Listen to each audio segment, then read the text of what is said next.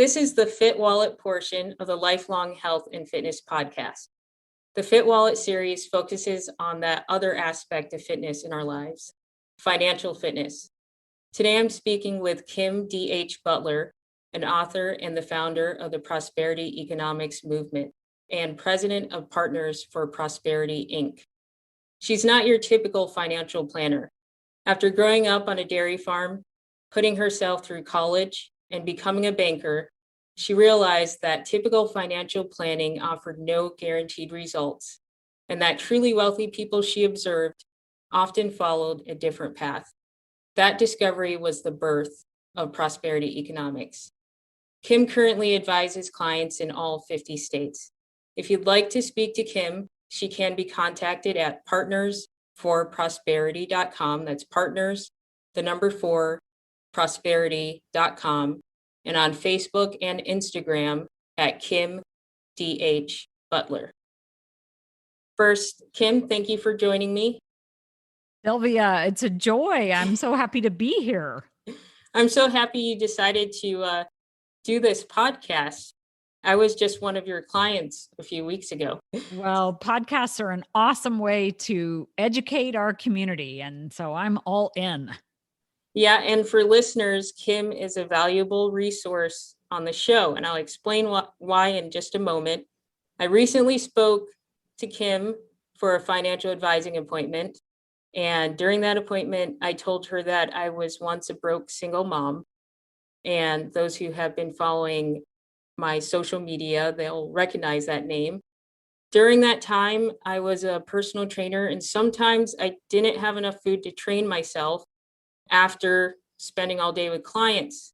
So it wasn't until I read a few, popular financial planning books that I slowly climbed out of that state of being broke.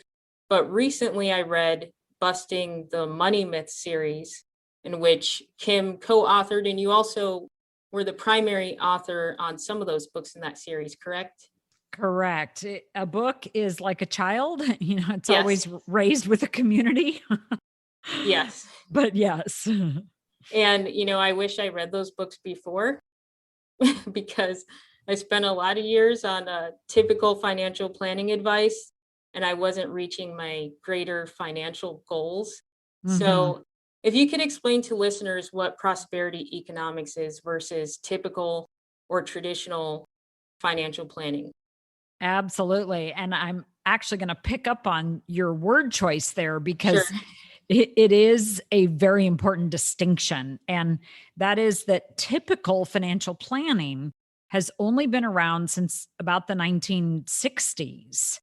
And prior to that, everything, which of course, when you look at something that's long-term, we call it traditional. So prior to that, everything that people did with their money, products that they bought, strategies that they used were all very traditional products. In fact, if you dig around, you'll see mortgages, life insurance, and that's pretty much it. There were not a lot of access to the mutual fund stock bond market. There was no such thing as 401k plans, et cetera. And so what happened over time, and my story and history is available on our website, so I'll let people dig into that deeper if they'd like. But I just realized that this typical financial planning was not going to get me or my clients the freedom with money that I was looking for. And when I started to figure out what the clients that had that freedom with money were doing, I realized that it was actually more back to traditional methods, which is basically boiled down to real estate and life insurance and maybe a few other things, primarily businesses. So that's where prosperity economics developed from. Okay, so traditional is the path that the wealthy people you observed were following. That is correct. Okay. So that was one of the things mentioned in the books that I read. And I was after reading the first book in the series, and I read them all in 1 month. So I don't know which one I started with. Wow. Yeah, I read them all in 1 month. You actually changed my reading habits. I would read like maybe one book every 3 months. And then after getting that 5-book series, I realized how much information I didn't know about Mhm. finances. And then I wondered what else I was missing. So I started reading a book a week. I love it. Yeah, Good for you. it's changed my life. Honestly, it's changed my daily habits after reading that series. And And that's currently you have a new book coming out, correct? Yes, it's actually out. And holy cow, was that not a beast to get over the finish line? And it's so good. You always love it when you work on something and then it has to go into other people's hands to get edited and cleaned up, et cetera, et cetera. And then you get it back in your hands and you read through it and you think, oh my gosh, this is awesome. And that's truly what I felt the last the most current, because there will be another one. We're already working on another one. But the most current is called Perpetual Wealth. And these are all available on Amazon. They're on both Audible's Kindle and either soft or hard copy. And Perpetual Wealth subtitle is How to Use Family Financing to Build Prosperity and Leave a Legacy for Generations. And so it is wonderful to have it out there. It's a bit of a bookend for us. So if you think about a bookshelf, the left side is Busting the Financial Planning Lies. Yes. And then the right hand side is Perpetual Wealth. And all of the others are in the Okay. middle, drilling down into a specific topic like mortgages or 401k plans, as an example. Okay. And I think perpetual wealth is important because a lot of people focus on themselves. And I don't think they're thinking about family planning down the line. It seems as if everyone's hustling to get the life they want now. And planning for their children, for example, might be an afterthought. Very true. And yet, as we know, people are going to be living longer and longer and longer. And it's so important that we think long term with our money, just like it's important that we think long term with our health. Yeah, and it's difficult to be healthy if you don't have money for food. And it's Yes, also it is. difficult to be healthy if you're constantly stressed about financial issues. Correct. And actually, automating your finances is one of the biggest suggestions that I give to people to help avoid that stress. So, for example, if you have debt and you're constantly looking at your debt and thinking about your debt and focused on your debt, well, that's probably what you're going to get more of. And so, if you can automate your debt payments and then just shift your perspective and your point of view away from that, you'll get better results. Same is true. And this is what wealthy people do. They help themselves overcome human limitations and get to the next level by automating everything that they can. And so Yes. automating the act of saving, like the ability to put money aside every month. Again, if you automate that, then it just happens. And all of a sudden, a year or two goes by, and holy cow, you have actually some resources now because you automated and it made it actually happen. Whereas us human beings get in our own way if we try to willpower it. Yeah, and you know what I liked about your series is after I discovered the information in it, I started searching terms differently, searching about financial advice differently, and Mhm. I found more information supporting what you say in the books. And what you just said, I found in another resource about building wealth, That's which is, exciting. It just confirms it, doesn't it? yeah, and they called it setting up systems.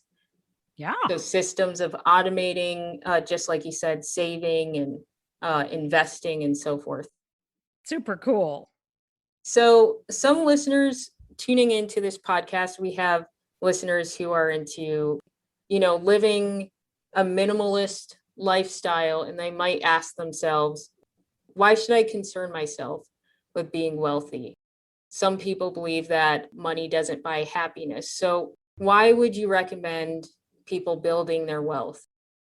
Well, I agree that money isn't everything, Yes. and money affects everything that is important to us. So you said it well earlier. It's simple as more capability to buy food or more capability to get help in an area that we may want some coaching, for example. So I Absolutely. Love the thought process around minimalism. And yet we can serve better. We can do more with our lives when we have a little bit of flexibility around money. And so it starts with just the simple act of saving. And again, saving is a verb, putting money aside, building up an emergency fund, building up an opportunity fund so that we can seek out ways to solve emergencies, ours or others that we care about, and take advantage of opportunities. Again, ours or those that somebody else may discover and come to us with because we actually have resources to do something. Yes, and that's actually a very important point. Before I touch on that point, so you basically said money isn't everything, but it affects everything, correct? Correct. Yep. Yeah, that's probably the best way it's been put. Thank you.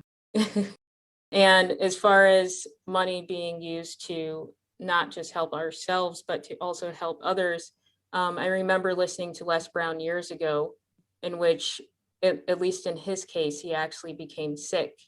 And if he didn't have the money he built up over the years, he wouldn't have been able to receive the type of treatment that a higher level of treatment compared to other patients who also had his ailment, which was cancer at the time. Hmm. So that's another aspect that perhaps people don't think about because they're thinking about the now and not what could be, or, you know, life happens. Right. And we want it to happen and we want to be able to embrace it and move it forward. And all of the things that we deal with here on this earth are involved in money. Yes, and if you get injured at the gym, you need money as well. That sounds like a voice of experience, Sylvia. No, but I've heard it many times actually. So yeah, that's something to keep in mind. So can you define the four financial states, which is poverty, subsistence, comfort, and prosperity? Yes. So this is part of our prosperity ladder, and it helps people think through the focus that they want for their money. So, as we all know, everybody starts in poverty. Poverty means that you cannot take care of yourself. And when you're a young child and you're living under your parents' roof, that is the state that you're in. And then the next level is subsistence, where you have just enough money to get by. So, think about the person that's right out of school, could be high school or college. And now they're earning an income and they have expenses and everything is just that way. It's all equal. And they really have no freedom. Like you said, they couldn't deal with a long-term illness. They couldn't deal with an opportunity either. It's not all about solving emergencies. It's about taking advantage of opportunities. Like maybe you get a chance to go on a trip if you can take 6 months off and pay for the trip. But if you don't have the resources, then you don't get that opportunity. So that brings us to the next level. And there's really important distinctions of what happens between these levels. So from poverty to subsistence, it's work, right? It just requires earning Yes. an income so that you can pay your expenses. That's Mhm. work. The activity between subsistence and comfort is savings, because comfort is there because you have savings. Again, you can solve emergencies, you can take advantage of opportunities. So, work is the first step, savings is the second step. So, now from comfort, there's a lot of people that won't move beyond that. They save Okay. money and they're comfortable, and that's fine with them. They don't want to go any further. And there's nothing wrong with that. It does mean that they're okay as long as everything is okay. Mhm. And so there's a potential risk that something really big could, again, or emergency or opportunity, could be that proverbial 2x4 in the head thing. But typically people that desire comfort and save money, they get comfort and that's sufficient. And there's nothing wrong with that. Okay. However, there is a fourth level, and that is prosperity. And so the difference between comfort and prosperity is typically ownership. So you either own a skill, you own a literal business, you own real estate, you own other cash flowing assets. And this allows you to be in that prosperous space where there truly is extra. There's extra net worth, there's extra cash flow, there's extra capability to donate to causes that you care about, or take a year sabbatical, or do whatever it is that's important to you. Help a family member, start another business, create value in some form because of the prosperity that is there due to ownership. Okay, and prosperity versus comfort, which one is more likely to offer you perpetual wealth? Well, that's a great question. I believe that because of the way that life insurance works, a family that's in comfort and likes that space and wants to stay there can use life insurance to generate perpetual wealth, which just means wealth from one generation to the next, with life insurance at the comfort level. Those that are in prosperity use life insurance in the exact same way. It's just bigger zeros on it. Again, the way is to get wealth moved from one generation to the next. So there's maybe different strategies that get used and the dollar figures are different, but the product can actually be the same as it relates to perpetual wealth. Okay. And as far as life insurance, can you explain the type of life insurance and how that can be used for continuing wealth? Yes. So most people are familiar with what's known as term insurance, which is a wonderful product. And if you have family or a business or debt that you're concerned about, if you had died yesterday, you know that money is going to be needed, then term insurance does the job. And everybody should have some term insurance, even a single person, and definitely a single person with family. So term insurance, perfect. Get it. Have lots of it. Let it do the job that it's supposed to do, which is to provide the peace of mind if you had died yesterday. In addition to that, there's another product called whole life insurance, which is literally the exact opposite of term insurance. And whole life, as the term implies, is going to be there for you for sure when you die, hopefully at a long, long, long time later. So Okay. term insurance is typically a 30-year term or less. Whole life is literally forever. Like you could die when you're 120, 130, 140 and it would still pay. Okay. So, say someone is new to the idea of using life insurance, even term life insurance. It can be an uncomfortable subject to bring up to say, hey, you should get life insurance. Uh, some people might be suspicious, perhaps. Right. Um, what is the best way to convince people of at least getting term life insurance? Yeah, I think that's a great question. So it really comes down to having somebody that you love and care about. And Yeah. so maybe it's a young mother with a daughter, maybe it's a young father with a son or daughter, of course. Maybe it's a young person that does not have any children, but they have student loan debt and they don't want to leave their parents with the student loan debt should they die early. Any of those are good reasons to own term insurance. And of course, today you can pop on the web and get what I call cheap term insurance in literally less than probably 10 minutes one day and a few minutes the next day and you're in and done, and it's super easy and it's something that should be discussed. It is not something that we should be afraid of, even though I agree with you, it often is, but it is something that I'm working hard to get into people's language and thought process. I mean, death is a guaranteed event. And if we just cross off our concerns about it, if we cross them off the list, then we can live more fully on a daily basis. I do hope that you get your message out there as much as possible because no one talks about insurance in this way. And I think that's why there's still such a stigma. When anyone brings it up, it's so foreign to use insurance in any sort of profitable way, which whole life insurance can be used for profit in some way, correct?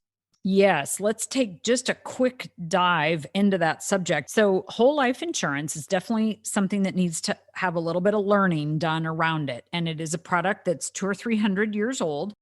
And for whatever reason, there is a lot of emotion around it. People either love it or hate it. And for why, I'm not entirely sure.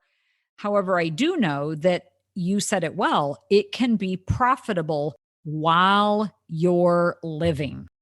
Okay. So it's interesting when we look at the insurance landscape, all of the other insurances, car insurance, home insurance, disability insurance, health insurance, et cetera, all of those cover if events. If we have our home burned down, if we get in a car accident. Life insurance covers a when, WHEN event. It's guaranteed to happen. And so, because of that, we need to look at life insurance differently than we look at any of the other insurances. And that's why whole life insurance was developed long time ago in order to enable people to profit from its use while they were living. And it's in the form of something called cash value, which is literally like a savings account that gets built up in addition to the death benefit. So it's kind of like you're buying two accounts, if you Yeah. will. I'll put information on this podcast, not only to your website and social media, but a little more information about whole life insurance so listeners can get more information on that and figure out whether it's right for them, which it's pretty much right for everyone. Wouldn't you agree? I do agree, including single people, Yes. because they still have to deal with that guaranteed event called death. But more importantly, since thankfully most people won't die early, it is such an effective and efficient wealth automator. So, back to what we were talking about earlier, the critical need to have the savings action on a monthly basis automated. And then it's also a very good wealth protector because life insurance is very, very boring and it's also very, very effective. And it stores cash. So think about cash, liquidity, savings account kind of money. It stores that better than any other financial institution out there. And that is because it isn't taxed on, correct?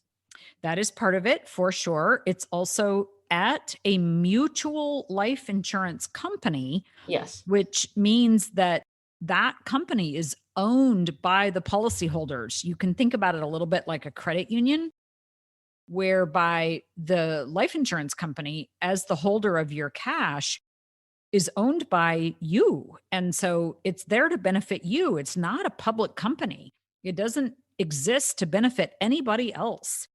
And so that also makes it a better place to store cash. And then lastly, the life insurance companies and the dividends that they pay are always a couple points above bank rates. Uh-huh. And so, as we're all aware, our savings accounts these days are not earning much, Yeah. and the life insurance does much better. So it's multifaceted benefits with whole life Well insurance. said. Yep. Really good word. So as far as assets and liabilities, people are at least familiar with those two terms. What would you consider to be an asset and what would you consider to be a liability in terms of what is in reach for someone who's new to wealth building? Yeah, I think that's a great question. And there's definitely some definitions of assets out there that I think sound cool, but in the end, they're kind of frustrating. So to me, an asset is anything that holds or builds wealth and also that facilitates wealth building. So again, the verb Okay. of saving and that capability. And then liabilities are typically debt, credit card debt, student Yeah. loan debt, that kind of thing. And what I think is super important for your audience is that people learn to do the work for both spaces. It's very Okay. common that if somebody has debt, they want to put all of their resources against that debt to get rid of it. And that's actually not the best strategy for us as Mhm. individuals or for us as somebody trying to build wealth. So, kind of psychologically, but also economically. I always recommend people split it in half and they take their savings capacity, their monthly amount that they can save every month, and they spend about half of it to build wealth and about half of it to pay off debt because Okay. those two things are not the same. They might be the same on the balance sheet where the assets and the liabilities live, but they're not the same to us as human beings. Yeah. And you know what? When I was paying off my debt while I was in school, I put most of my money to pay off debt, and I was hungry again. So yeah, what you're saying makes sense. Not putting as much money as possible, well, as much money as you have toward debt, to where you're depriving yourself in some other way, and also neglecting the saving component. Correct. Yeah. Super critical to build up that, what I call emergency/opportunity account, that will help you solve emergencies and take advantage of opportunities. There's so much peace of mind associated with having one. And nobody talks about it because your typical financial advisors, they don't get paid to have you have liquid cash. Yeah. And everybody else thinks it's boring and skips over that step. And yet it's really the first step that anybody that's in the adult world should be working towards. Okay. And in your Financial Planning Lies book, there's a story about the hills versus the mountains. And that was Yes. another story that really opened my eyes about the direction I was going in terms of my financial goals. Can you explain the hills versus the mountains? Absolutely. So think about you're living your life and you desire to take a next step, and you kind of look around and you see what some of your friends are doing, and you see what people that you don't know are doing, and you think, okay, a good next step for me would be to get a house in the hills, kind of in quotes, like that would legitimize where I am in my life and what my income and savings capability is, because that's pretty much what everybody else is doing. So it seems kind of normal to you. Okay. And the house in the hills is kind of like the suburbs with the, Yeah, it could be McMansions, or it could be the cookie cutter custom built homes, or, starter homes. Well, correct. maybe not starter, but, Well, I think for some it could be, because oh, okay. it depends on where you live and what Yeah. part of the country. Yeah. Sometimes starter homes are big steps. So yeah. And this is a mental construct more than Sure. it is an actual physical construct, although Okay. sometimes, as you're well aware, it plays out physically as well. Yes. So what happens is sometimes something causes us to shift our perspective. Sure. So like for you, and I'm so grateful for this, some of our books caused you to say, "Oh, hold on. Wait a minute. Maybe there's something that I wasn't aware of. Maybe I could actually get a house in the mountains or up on the mountain top." And I believe that people have lots of mountain tops in their Yes. lives. And holy cow, this could be so much better, and there could be so much more opportunity and capacity, et cetera, et cetera. And so this is what is so important to me about the message, is that a lot of times there's things out there beyond our circle of influence, and Yes. our friends and our work environment cause us to have a certain circle of influence. And it's valuable sometimes to get outside of that and think about or learn about what else may be out there for you to possibly take two steps at a time instead of just one step. And the people who live in the mountains, per se, do they have a different personality type than the people who live in the hills, or is it just their perspective? It's just their perspective. It Okay. absolutely, that's a great question. Is nothing else. It's a mental perspective. I definitely recommend Busting Financial Planning Lies as part of that 5-book series. And that story in there was excellent. I felt like the character, actually, and I felt bad for the character when he was first Yeah. when he was first trying to get in the hills. So that was an excellent way of explaining what you just explained. Awesome. Thank you. So we try to keep our podcast short, and I really do hope I could have you on again, because there's a whole lot that we can speak about. And I have been listening to your podcast as well. Can we get the name of your podcast, please?